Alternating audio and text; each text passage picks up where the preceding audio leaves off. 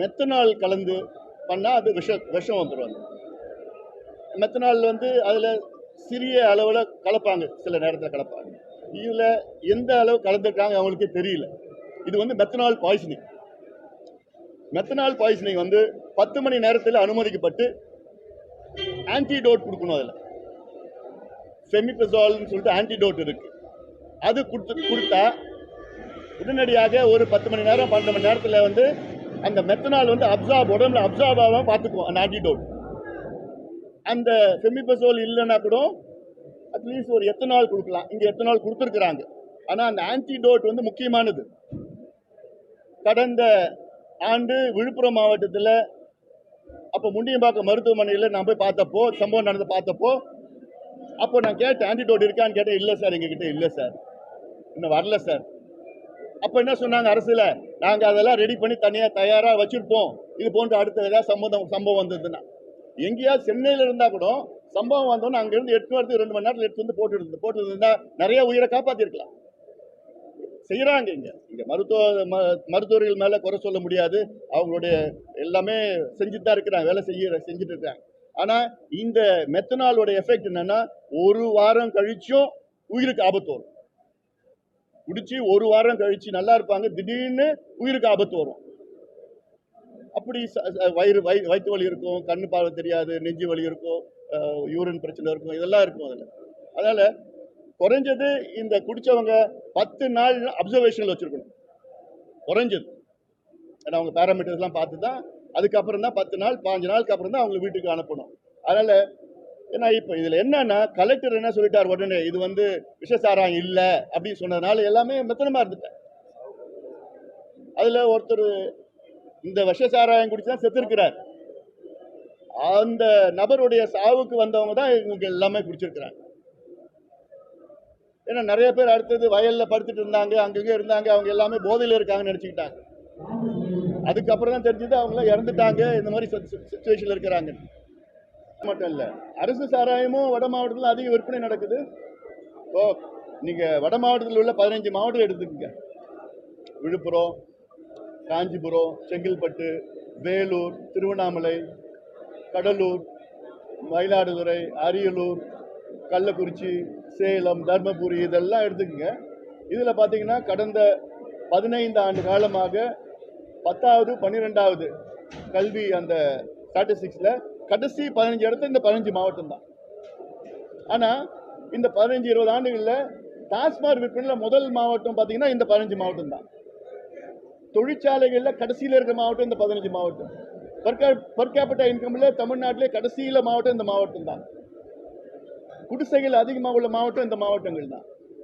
என்ன, இந்த மக்களை வாக்கு வங்கிகளாக இந்த மாவட்டத்தில் 2 பெரிய சமுதாயம், ஒன்று தாழ்த்தப்பட்ட சமுதாயம், அடுத்தது வன்னியர் சமுதாயம். பார்த்தேன் அந்த ஆலோசனை, சும்மா உட்காந்துக்கிட்டு ஒரு சொன்னார், நடவடிக்கை எடுங்கன்னு படித்தார், அவ்வளோதான்.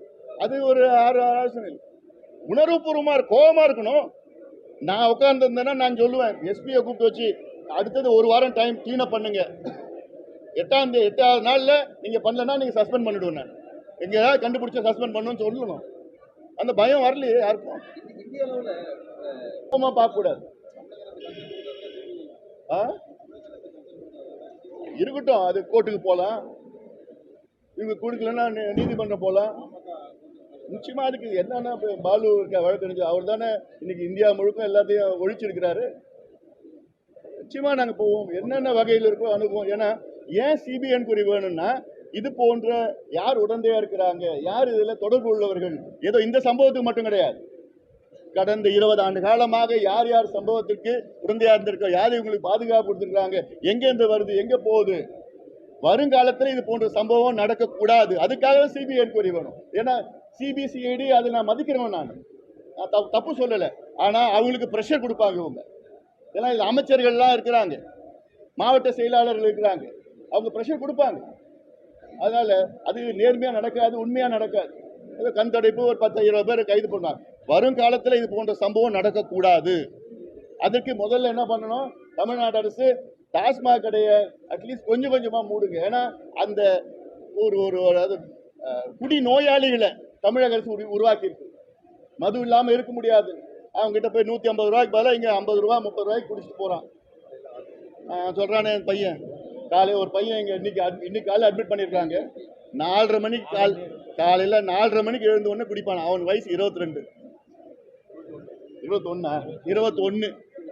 அட்மிட் பண்ணியிருக்கான். இன்னைக்கு காலையில் 4:30 மணிக்கு எழுந்த உடனே முதல்ல குடிப்பேன்னு சொல்கிறான். அப்போ இதுதான் திராவிட மாடல், தெரிஞ்சுக்கங்க. இதுதான் திராவிட மாடல். 6 வருஷமா குடிச்சிட்டு இருக்கிறான். அப்போ 15 வயசுல இருந்து இவங்க போட்டு குடிக்கிறதுனா என்ன நிலைக்கு தமிழ்நாடு போகுதுன்னு பாருங்க. இன்னொன்னு, இந்த டாஸ்மாக் கடையில அந்த பார் இருக்குல்ல, அந்த பார் வந்து எல்லா பாரும் திமுக கட்சிக்காரங்க நடத்துறாங்க. இந்த பார்ல 24 மணி நேரம் அங்க அந்த டாஸ்மாக் சரக்கு கிடைக்கும்.